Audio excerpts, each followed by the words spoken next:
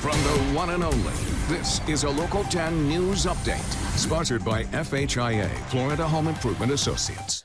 Good morning, South Florida. I'm Eric Yutzi. Here's a look at your top stories on this Thursday. We are learning new details about the 4 people rescued from a boat that crashed into a jetty in Hollywood. Investigators say they're all from Indiana.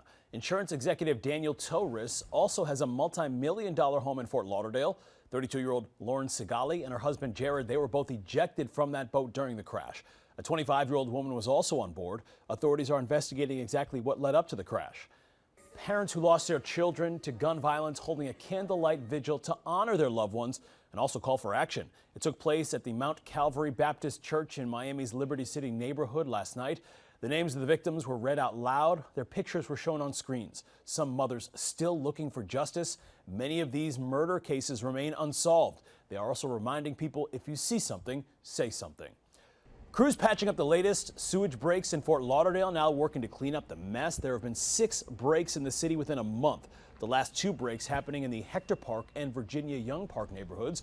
Some streets in both areas remain closed due to those spills. Residents say they're worried about their health and the environment. Listen to Local 10's podcast, The Florida Files, wherever you are, whenever you want. Just say, Alexa, play the Florida Files podcast. Getting the latest episode of Florida Files. Here it is from TuneIn. Previously on the Florida Files. Or just ask Siri, I want to hear the latest Florida Files podcast. Here's the newest episode of the Florida Files. Get the Florida Files on Alexa, Google Home, or Apple devices just by saying play the Florida Files podcast. The Florida Files from the one and only Local 10.